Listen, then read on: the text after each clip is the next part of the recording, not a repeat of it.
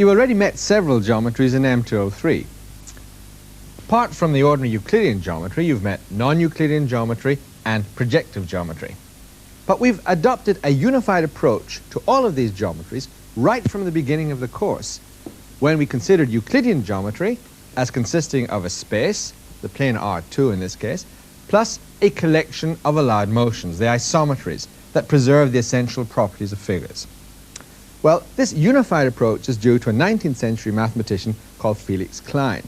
He noticed that this collection formed a well-defined mathematical object. In fact, it formed a group of transformations. And using this idea, he was able, in fact, to achieve a unification of geometry by saying that any geometry, now not just R3, any geometry consisted of a space plus a group of transformations which preserve essential properties. Now, this not only gives us a unification of geometry, but it allows us to distinguish between geometries in a very simple way. So we can compare Euclidean to non-Euclidean and projective geometry using his idea. Well, let's start off by looking at non-Euclidean geometry. Remember, when we studied non-Euclidean geometry, we had a different interpretation of distance, so that straight lines looked like arcs of circles. But we still had a group of transformations acting on a space. In this case, the space was a disk. Each transformation again preserves the essential properties of figures. For example, the angles haven't changed in this triangle. And angles are preserved by any of the transformations. Here's the image triangle of another one. Concentrate on its angles as we apply the inverse transformation. They don't change. In fact, also preserved is the non-Euclidean distance between points. So we can unify the two geometries in spirit by saying there's a space in each case, there's a group of transformations acting on that space in each case, and the groups preserve essential properties. In this case, the essential property of distance between points in the two different interpretations of distance. What distinguishes between these two geometries is the fact that the space is different and it's a different group of transformations that acts on it. Oh. Well, okay, but what about projective geometry? Well, the same idea of preserving essential properties still applies. But now the essential properties don't include distance, because projective transformations don't preserve distance. Well, remember that any projective transformation is just a sequence of perspectivities. Here's one that we had in the television program. You take a point in space and a plane. Then you peel off a copy of the plane and put it somewhere else. And a point in this plane is mapped by projecting through the fixed point down onto the codomain. So a figure like this, a circle and a line, gets mapped to one like this, an ellipse and a line. And you can see straight away that distance isn't preserved. You see, this diameter of the circle has been stretched into the major axis of that ellipse. And you can see also that ratios of distances aren't preserved because the center of the circle here divides this diameter in two.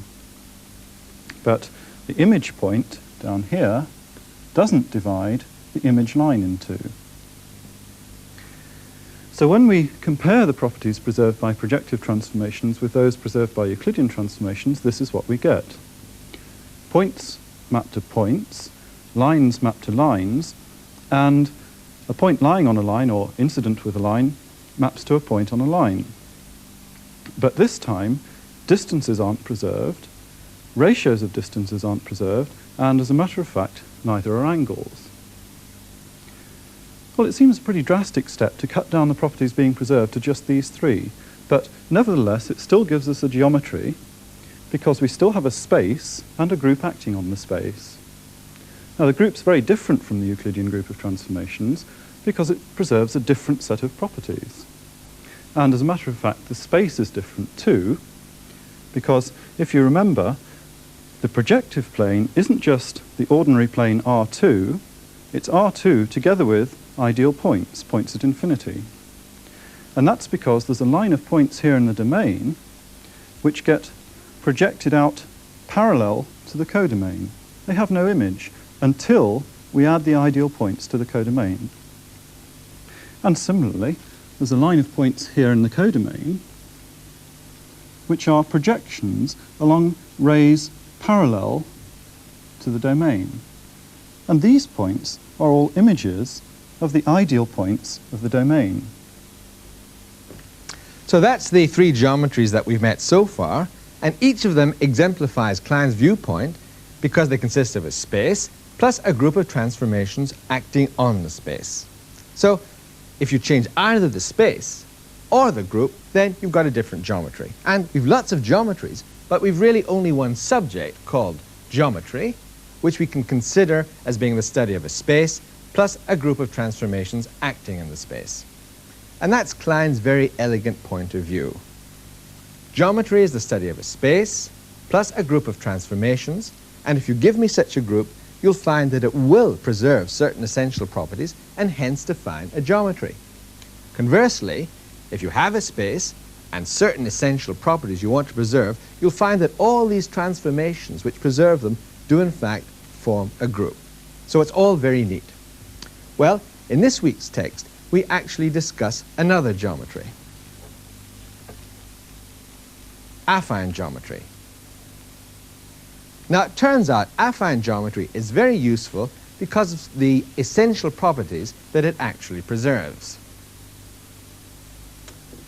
It turns out that in terms of these essential properties, affine geometry is intermediate between Euclidean and projective geometry. What do I mean?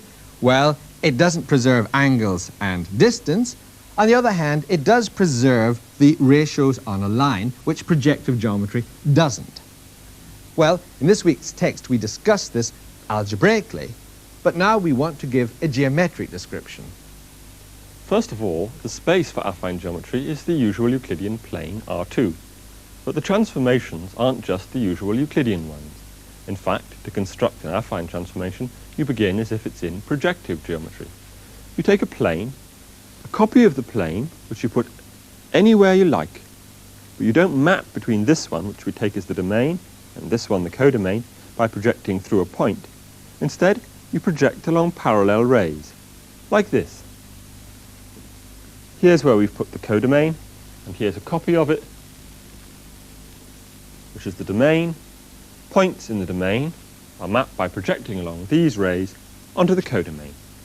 So a configuration like these two black lines crossed by a white one is mapped into these three lines in the codomain. Now in general, the angle between these directions and the planes are entirely arbitrary, and an affine transformation is made up as a sequence of such projections like this. Okay, what properties do they have? Affine transformations have the properties of sending points to points, lines to lines, and incidences preserved. So in that sense, they're like projective geometry. They have some properties else in common with projective transformations. Length, for instance, is not preserved. This length is copied into this greater length in the codomain, and angles aren't preserved either. This angle in the domain is mapped onto this smaller angle in the codomain. But they do have one property which distinguishes them from projective transformations. They preserve ratios along a line. Take, for instance, this length. It's equal to this one, and both are half this one. Those ratios are copied onto the codomain. This length is equal to this one, and both of them are half of this one. You can see why if I remove the front portions of each plane.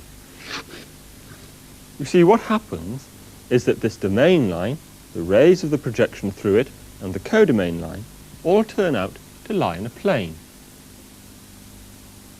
Now, because that's the case, and because these rays are parallel, they must cut the same ratio on the domain line that they cut on the codomain line.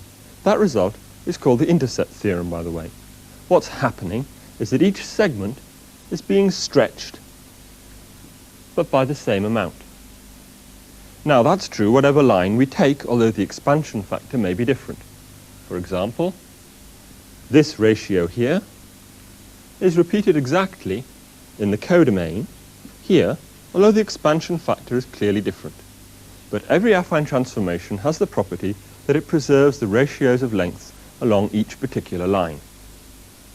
Well, now that we have affine geometry, we can point out a very neat and important consequence of Klein's viewpoint. And we can do this in terms of the essential properties preserved by the transformation group. You see, if we look at these properties, we see that Euclidean group preserves more properties than the affine, which in turn preserves more properties than the projective. So there is a sense in which Euclidean geometry is less general than affine, which is less general than projective. In what sense? Well, we can make that sense more precise. It turns out that the Euclidean group is a subgroup of the affine group. To see that, it's enough to show that the translations, rotations, and reflections, which between them generate the Euclidean group, can each be realized as affine transformations. The idea is quite simple.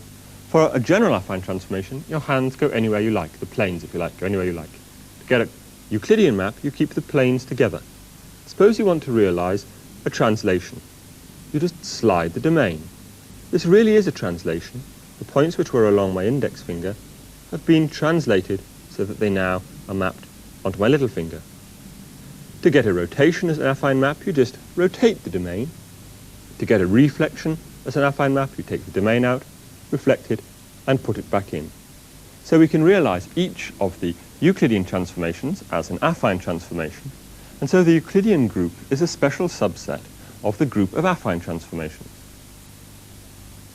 So in fact, the Euclidean group is a subgroup of the affine group.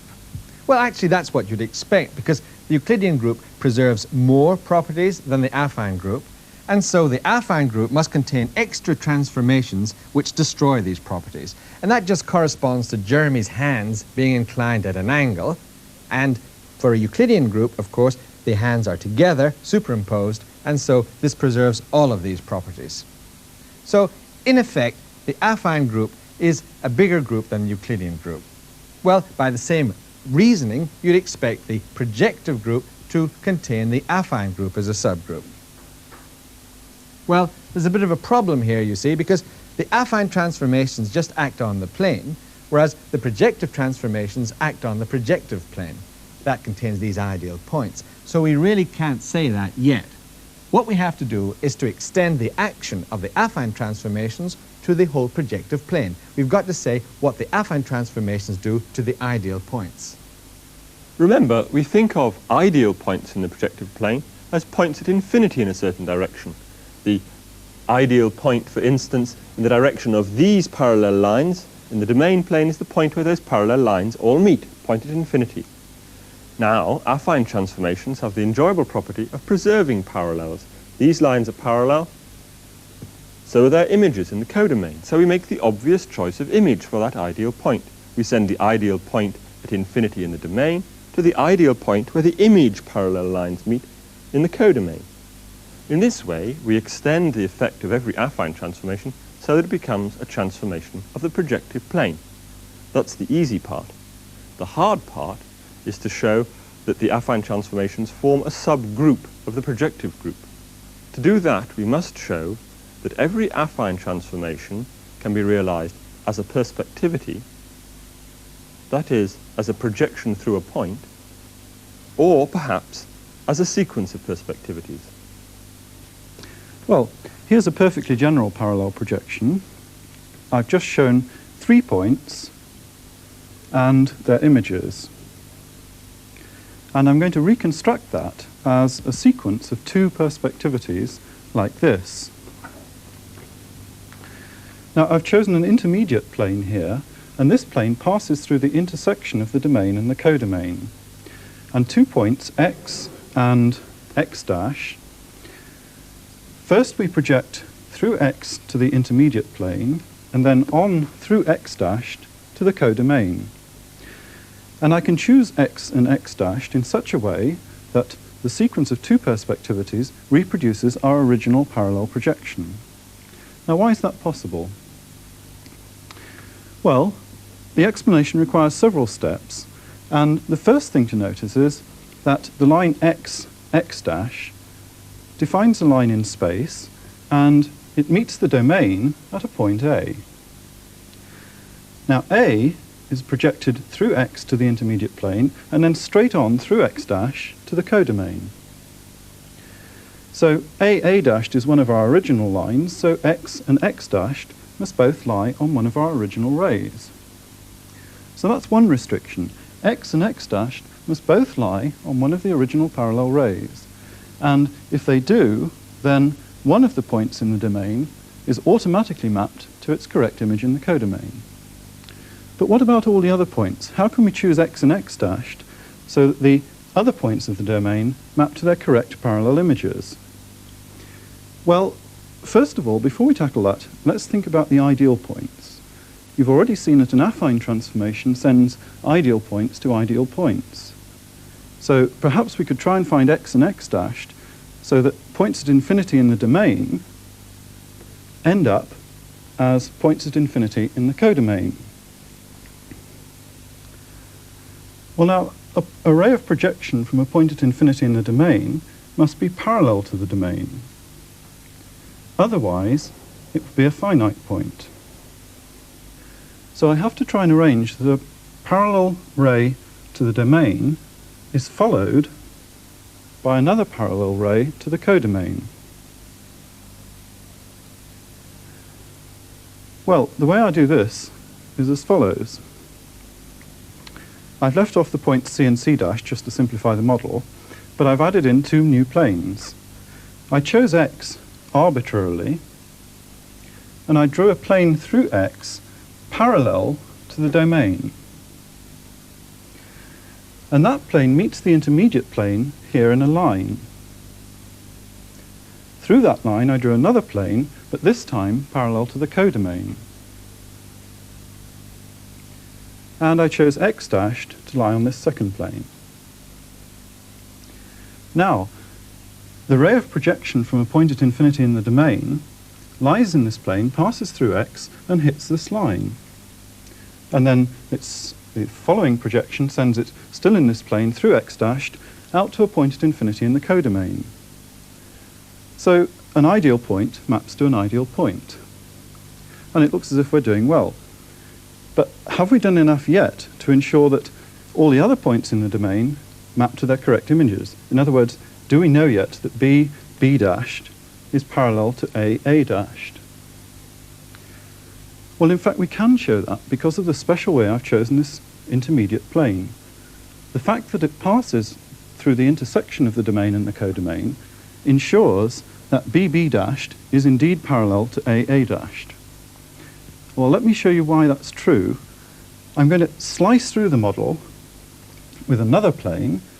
This time the plane will pass through the points A, B, and X. And because of the arrangement of points and lines, the same plane will also pass through the points A dashed, B dashed, and X dashed.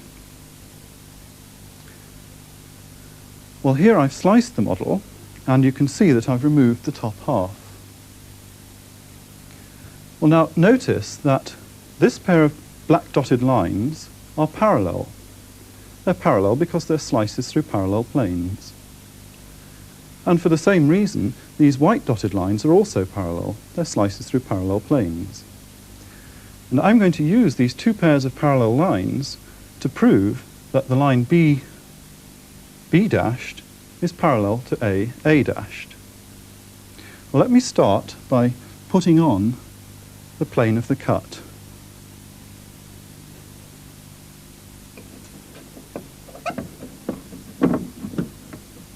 I've left off some of the lines to try and make it a little simpler, but I've added in the line B dashed, and I want to prove that that's parallel to the line A dashed. Well, look at the checkered triangle QB dashed. If I can show that the line A dashed divides these two sides in the same ratio, then by the converse of the intercept theorem which we had earlier, it will prove that AA dashed is parallel to BB dashed. And I can prove that using the intercept theorem twice, once on each of these pair of parallel lines. First of all, look at the line QB dashed, and look also at this black line, which, remember, is a slice of the intermediate plane. Well, because these dotted white lines are parallel, the ratio QX dashed over X dashed B dashed is the same by the intercept theorem as the ratio this length divided by this length. And now, of course, I can use exactly the same argument on the line QB. Because the two black dotted lines are parallel, by the intercept theorem, the ratio QX over XB is the same as the ratio this length divided by this length. In other words, the ratio QX over XB is the same as QX dashed over X dashed B dashed. So by the converse of the intercept theorem, AA dashed is parallel to BB dashed. And that's all we wanted to prove, because B is a perfectly general point of the domain, and we've shown that it maps along a ray parallel to AA dashed. So, you see, the way I chose my intermediate plane and the points X and X dashed has ensured that this perspectivity, followed by this one, reproduces the original parallel projection. Well, now let's have a purely visual summary of that rather complicated argument.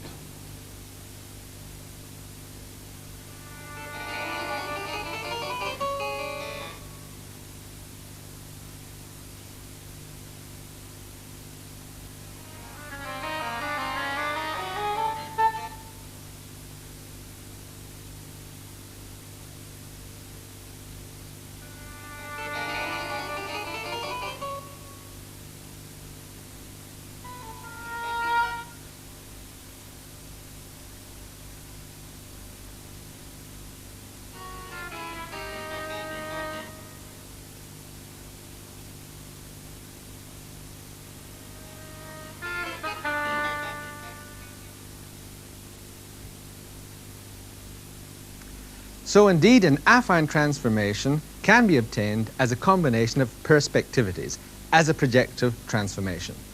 So the affine group is indeed a subgroup of the projective group, a subgroup which preserves the line at infinity. Well, what have we achieved in this program? First of all, we've seen Klein's unification of geometry, where we regard geometry as being just the study of a space, together with a group of transformations acting in that space.